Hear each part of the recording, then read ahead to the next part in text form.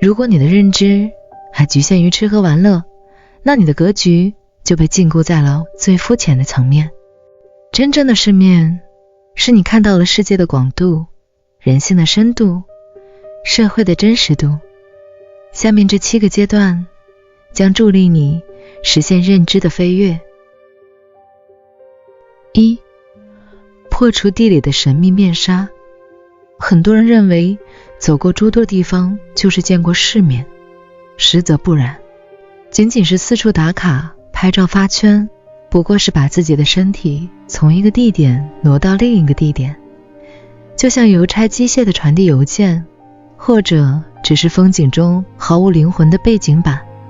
真正见过世面的人会在站在巴黎街头时，不仅看到埃菲尔铁塔的浪漫，更能洞察到这浪漫背后几个世纪殖民掠夺所积累的血腥资本，以及当下难民问题引发的社会裂痕。站在恒河边时，不只是看到表面的脏乱，更能体会到古老文明对生死轮回的独特见解，以及在极度贫困中坚守的精神秩序。见世面，失去见识不同，并在面对巨大差异时保持平和，不惊讶，不评判。你不会再觉得西方的一切都优于东方，也不会认为自己的生活方式就是世界的中心。你会明白，世界上存在着无数种生活方式，有人生活富足，有人深陷困境，有人光彩照人，有人暗淡无光，这些都是合理的存在。即便你的护照盖满了印章，如果心胸依旧狭隘，容纳不了不同的观点，那你依旧是只井底之蛙，只不过井口稍微大了一些而已。2. 打破顶层的光环。普通人往往对顶层权贵怀有仰视和滤镜，觉得他们高深莫测，完美无缺。然而见过世面的人早已打破了这层滤镜。当你有机会与亿万富翁、行业巨头同桌用餐时，你会发现他们也有普通人的缺点，会有口臭，会害怕死亡，会为孩子的成绩焦虑到失眠，也会为维持庞大的商业帝国而如履薄冰。实际上，他们的恐惧和焦虑比普通人强烈得多。普通人担忧的是日常温饱，而他们担忧的是身家性命和家族兴衰。他们并非神明，而是被权力和财富绑架的囚徒，骑虎难下。当你能够以平视的眼光看待这些大人物，看到他们华丽外表下的瑕疵时，你的心态就会发生彻底的转变。你不再卑微、讨好、慕强和焦虑，开始以同理心甚至悲悯的眼光看待他们。此时你的气场自然显现，在人格上与他们平等，这种不卑不亢才是真正见过世面的表现。3. 经历了恶，方懂善良。很多人所谓的善良，其实源于无知，他们被保护得太好，未曾见识过人心的丑恶。这种善良脆弱得不堪一击。真正见过世面的人一定经历过人性的黑暗，他们见过亲兄弟为争夺遗产在灵堂大打出手，见过恩爱的夫妻在利益面前反目成仇，将对方的隐私公之于众，见过生意场上的尔虞我诈，上一秒称兄道弟，下一秒就将你出卖。他们经历过背叛，见识过极度的贪婪和冷血，但即便如此，他们没有沦为恶魔，也没有对世界绝望。相反，在看到一切后，他们依然选择做一个好人。这种善良不再盲目，而是带有锋芒和智慧。他们清楚哪里有陷阱，哪里是弱点，既能保护自己，也能在能力范围内帮助他人。未曾经历黑暗的人不足以谈论光明，只有在残酷的现实中杀出一条血路的人，才有资格谈论慈悲。4. 拥有灰度思维。小孩子才分对错，成年人只看利弊。这句话虽已被说烂，但真正理解的人并不多。没见过世面的人，思维是二元对立的，非黑即白，非善即恶，非敌即友。他们用道德的标准去衡量他人和世界，一旦不符合标准，就会愤怒、攻击。而真正见过世面的人，明白世界是复杂混沌的。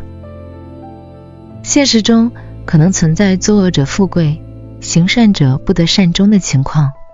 人性也是多面的，英雄可能有好色的一面，小人可能很孝顺。真理在不同环境下也可能变成谬误。他们具有极强的兼容性，能够在脑海中同时容纳两种截然相反的观点，而不觉得矛盾。他们能理解海盗的逻辑，也能理解圣人的逻辑。当你不再轻易评判他人、定义事物，而是微笑着说原来如此时，恭喜你，你拥有了更广阔的视野。至此，我们完成了向外探索的过程。5. 回归谦卑与随和。真正到达顶层且注重自身修为的人，极其谦卑和随和。他们既能与总统谈笑风生，也能和门口的保安亲切聊天，既能享受米其林3星的美食，也能津津有味地吃路边的小吃。这就是向下兼容。这种兼容并非伪装的修养，而是源于深沉的不卑不亢和悲悯。他们见过太多的人和苦难，知道送外卖的小哥可能是被生活重担压垮的父亲，脾气暴躁的大妈可能刚经历丧子之痛。他们明白众生皆苦，每个人都在自己的困境中挣扎，所以不愿给他人增添哪怕一丝痛苦。他们收起锋芒和傲慢，把温柔和体面留给每一个相遇的人。最高级的贵气不是凌驾于他人之上，而是让每个人在你面前都感到舒适。这是神性的觉醒，是菩萨的慈悲。6. 敬畏天道规律。真正见过世面的人是迷信的，但这里的迷信指的是敬畏天道规律。他们研读史书，了解历史的兴衰。他们知道，即便如秦皇汉武般强大，也无法抵挡时间的流逝；即便如红顶商人般富有，也逃不过时代的周期。个人在时代的大势面前渺小如尘埃，所以他们从不狂妄，懂得顺势而为。愿是来临时，他们乘风破浪，但也小心翼翼；愿是离去时，他们蛰伏忍耐，绝不强行触透。他们明白，成功99%靠的是国运和周期，自己1%的努力只是为了抓住机遇。这种对天道的敬畏是保全自己的根本。狂妄的人往往过早失败，而敬畏的人才能长久立足。7. 返璞归真。